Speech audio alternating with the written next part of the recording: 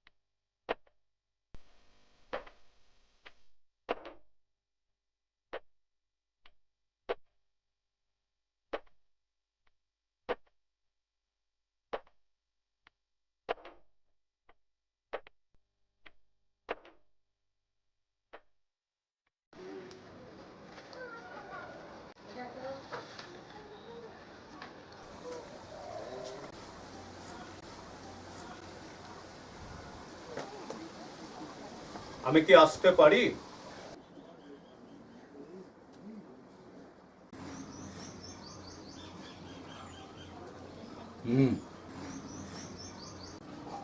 এসো।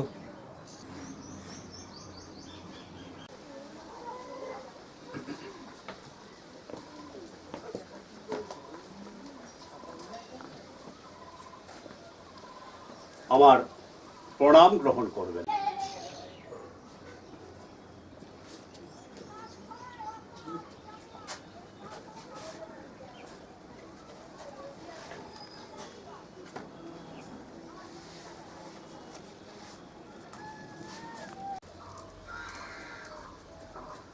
তোমাকে তো ঠিক চিনতে পারলাম না বাবা। আমি হলাম দুর্গাপুর জমিদারি ছোট তরফ। আপনার কাছে আমার আবেদন বা অনুরোধ চাই বলুন, তাই আমি আপনার কাছে এসেছিলাম। যদি অনুমতি দেন তাহলে। বেশ, বলো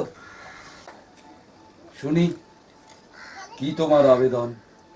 আপনি নিশ্চয়ই জানেন জমিদারির শরিকানা নিয়ে আমাদের বিবাদ চলছে।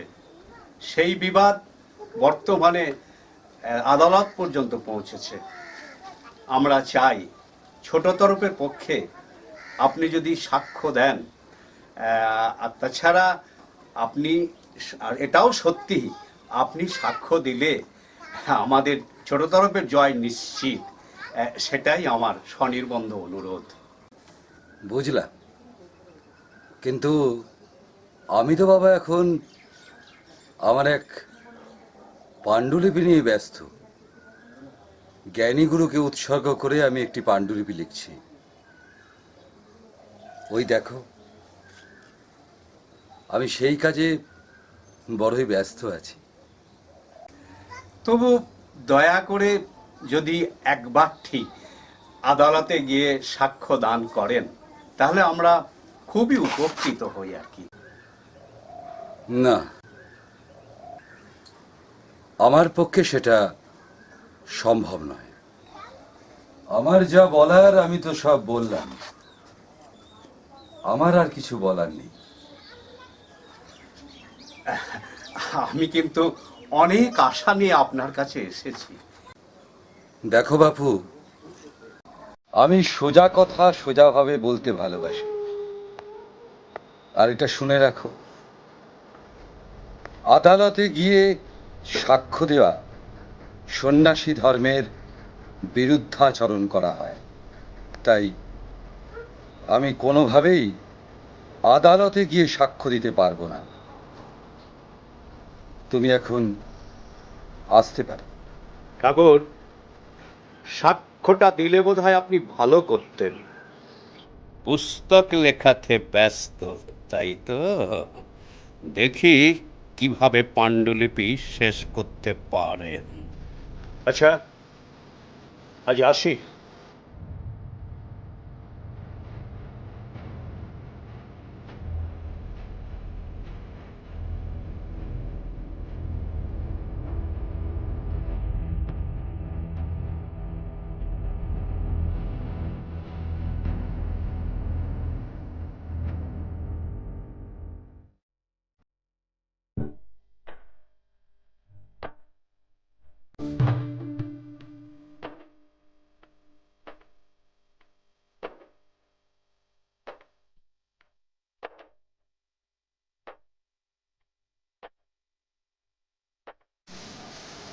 চিদানন্দ, চিদানন্দ। আসছি ঠাকুর।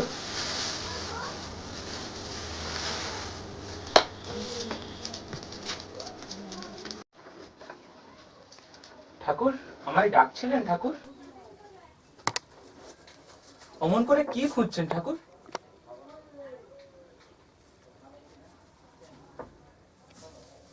চিদানন্দ, ঠাকুর, আমার জ্ঞানী গুরুর পাণ্ডুলিপিটা আমি কাল এখানে রেখেছিলাম। তুমি কি দেখেছো? না তো ঠাকুর, আমি তো দেখিনি। আর তাছাড়া আপনার অনুমতি ছাড়া আমি তো আপনার কোনো জিনিসে হাত দিই না ঠাকুর। হুম, সেটা ঠিক, কিন্তু আচ্ছা, আমি কাল যখন আশ্রমের বাইরে গেছিলাম বিকেলে, তখন কি কেউ আমার খোঁজে এখানে এসেছিল? না তো ঠাকুর, তেমন কেউ তো আসেনি। তবে আহ, রাধার ছেলেটা, ও তো এমনি খেলাধুলো করে এখানে, ও একবার এসছিল। আর কেউ যদি আসতো আমি তো আপনাকে বলতাম ঠাকুর। রাধার ছেলে? ও এখানে এসেছিল? ঠিক আছে, তুমি এখানে এসো। ঠিক আছে।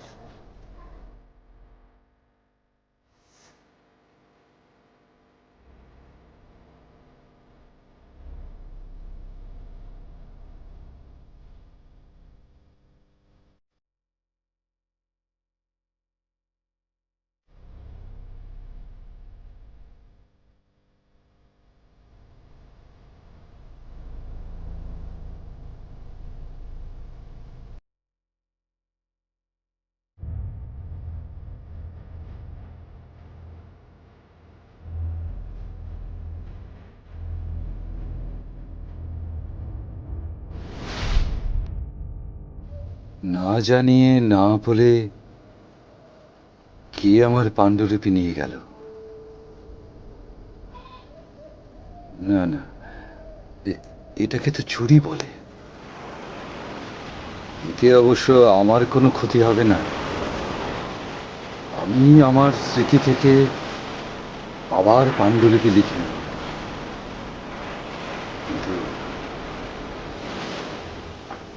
আমার এটা ভেবেই খারাপ লাগছে যে যে এই পাণ্ডুলিপি নিয়ে গেল তাকেও তো চরম শাস্তি ভোগ করতে হবে।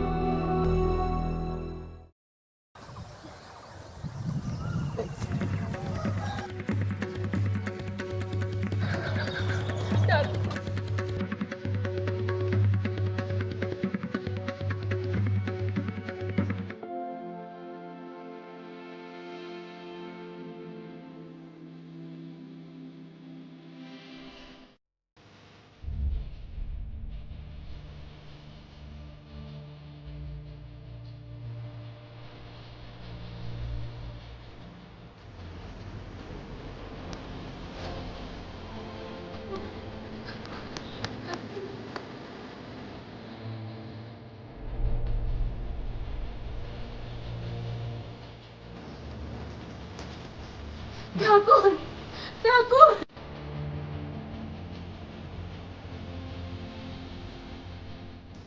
ঠাকুর ঠাকুর ঠাকুর কই গো? ঠাকুর, ও ঠাকুর, ঠাকুর কোথায়? কি হয়েছে গো মা? তোমার এ কি অবস্থা?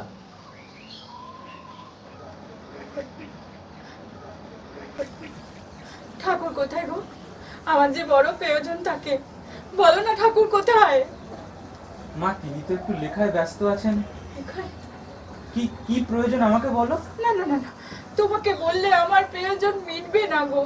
আমার ঠাকুরকে যে দরকার। কে? হয়তো হয়তো ঠাকুর, ঠাকুর, ঠাকুর আমাকে রক্ষা করো ঠাকুর। আমার ছেলেটার প্রাণ ফিরিয়ে দাও, দাও ঠাকুর, দয়া করো। শান্ত হও মা, শান্ত হও। কি হয়েছিল তোমার ছেলের? জানি না ঠাকুর, জানি না। হঠাৎ কাল রাতে আমার একমাত্র ছেলে হঠাৎ করে কোথাও কিচ্ছুটি নেই, বমি করলো, তারপর শ্বাসকষ্ট হয়ে মারা গেল। আমি আর সহ্য করতে পারছি না গো, পাগল হয়ে যাবো। আলো ফুটতেই তোমার কাছে ছুটতে ছুটতে এসেছি। রক্ষা করো গো ঠাকুর, ও ঠাকুর রক্ষা করো। শুধু কি বমি, নাকি অন্য কিছু হয়েছিল? জানি না ঠাকুর, জানি না গো, আমি কিচ্ছু জানি না। ঠাকুর, তুমি আমার ছেলের প্রাণটা ফিরিয়ে দাও ঠাকুর, ও ঠাকুর। তোমার ছেলে নিশ্চয় কোনো অসৎ কর্ম করেছিল, তাই তার মৃত্যু হয়েছে। এ ব্যাপারে আমার কিছু করার নেই। না ঠাকুর, তুমি পারবে আমার ছেলের প্রাণ বাঁচাতে। আমি তোমারে সবটা বলছি। বলো শুনি। ঠাকুর, কাল দুপুরে আমি আমার ছেলের নিয়ে হাটে গিয়েছিলাম। সেখানে দুর্গাপুরের ছোট জমিদারের সঙ্গে দেখা।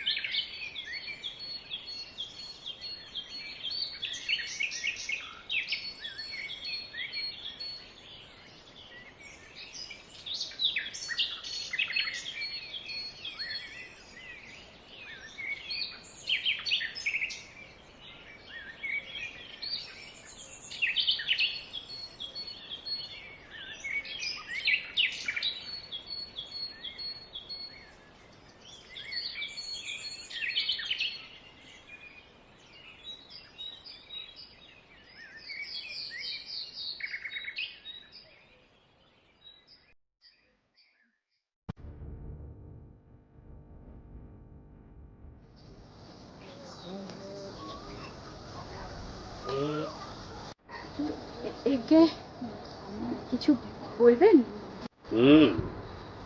তুমি কি আমায় চেনো? চেনো? একে ছোট জমিদার মশাই। খুব ভালো, খুব ভালো। তা এটি কি তোমার একমাত্র ছেলে?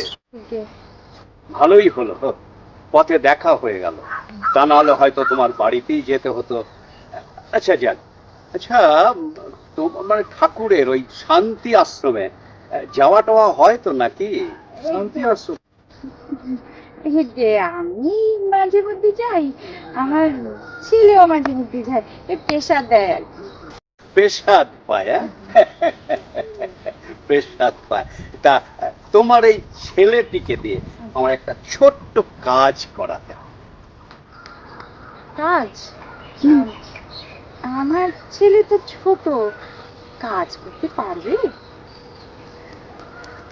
পারবে পারবে, জমিদার মশাই বুঝে শুনেই বলছেন, এটা ছোট্ট কাজ, নিশ্চয়ই পারবে। তোমার ছেলে যখন আশ্রমে যায় তখন পারবে। কুড়ের ঘর থেকে একটা দড়ি বাঁধা লাল রঙের খাতা সব কাউকে না জানিয়ে আড়াল করে নিয়ে আসতে হবে। সাবধান, কেউ যেন জানতে না পারে। সাবধান। তার মানে তো চুরি। না না, এ কাজ করতে পারবো না। আমার ছেলে এ কাজ করতে পারবে না। তাহলে তোর ছেলেকে হারিয়ে যেতে হবে। মানে ওই আর কি, মরতে হবে। এই তল্লাটে জমিদার মশাই এক কথার লোক। ভালো করে ভেবে দেখ কি করবি, হয় চুরি নয় মরণ, কোনটা বেছে নিবি? আমি পারবো। ওই দেখ, তোর ছেলে তোর থেকে অনেক বুদ্ধি। তাহলে শুভ কাজে আর দেরি করিস না, সাবধান, কেউ যেন টের না পায়। সাবধান।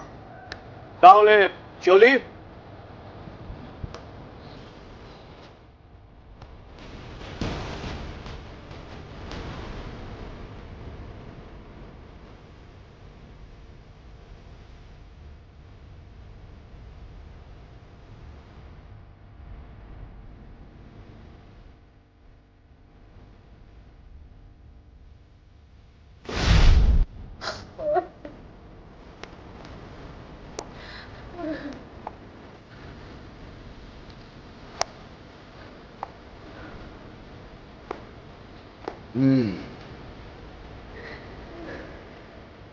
তাহলে এই ব্যাপার। ঠাকুর, দাঁড়াও ঠাকুর, দাঁড়াও। আমি তোমার খাতাটা নিয়ে আসি, দাঁড়াও।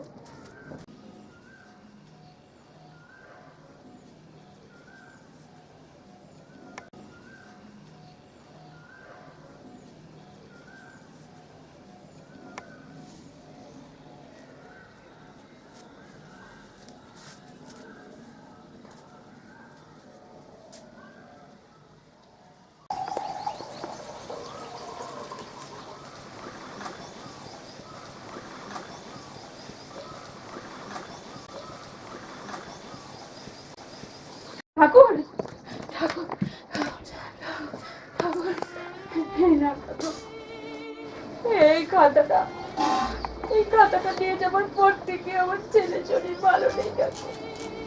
খালি বলছে মা, আমার শরীরটা খুব খারাপ লাগছে। ব্যাস, তারপরে না ঠাকুর না, তোমার খাতা, আমার ছেলের পেরান ফিরিয়ে দাও। নাও ঠাকুর, তোমার খাতা নাও, আমাদের ক্ষমা করো ঠাকুর। তুমি ছাড়া আমাদের কে উদ্ধার করবে বলো? তোমার খাতা আমি ফিরিয়ে দিয়েছি, তুমি আমার ছেলের পেরান ফিরিয়ে দাও। না চিদানন্দ ঠাকুর, পাণ্ডুলিপিটা নিয়ে নাও।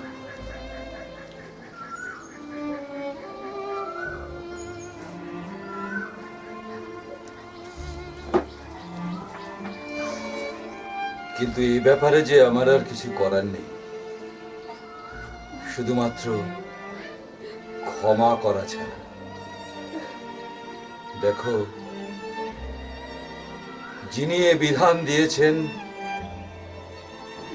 তিনি একমাত্র রক্ষা করতে পারেন। জানি না, জানি না, জানি না, আমি কাউকে জানি না ঠাকুর। তুমি পারবে আমার ছেলের প্রাণ ফিরিয়ে দিতে। তোমার ইচ্ছা ছাড়া নদীতে জোয়ার ভাটা হয় না, তোমার ইচ্ছা ছাড়া গাছের একটা পাতাও নড়ে না ঠাকুর।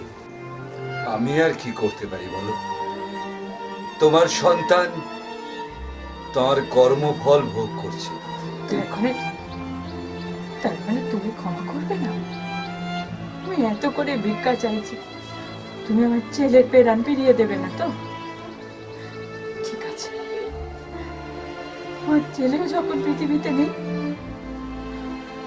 আমারও বেঁচে থেকে কি হবে? এই তোমার সামনে আমি আমার প্রাণ দেব, আমি আমার প্রাণ দেব। দাঁড়াও, শান্ত হও, শান্ত হও। আজ রাতে দিওয়ানবাড়ির শিব মন্দিরে তোমার মৃত সন্তানকে নিয়ে আসবে। আমি ওখানে তোমার জন্য অপেক্ষা করে থাকবো। ঠিক আছে। চিদানন্দ, চিদানন্দ, চিদানন্দ। ঠাকুর, শোনো, আজ রাতে দেওয়ানবাড়ির শিব মন্দিরে পুষ্পপত্রে পুষ্প, চন্দন, সিঁদুর জোগাড় রাখবে, ঠিক কেমন? আছে ঠাকুর। আর অবশ্যই করে জবা ফুল যেন থাকে। ঠিক আছে। তোমার অশেষ কৃপা ঠাকুর, তোমার অশেষ কৃপা, তোমার অশেষ করুণা। গৃহে ফিরে যাও।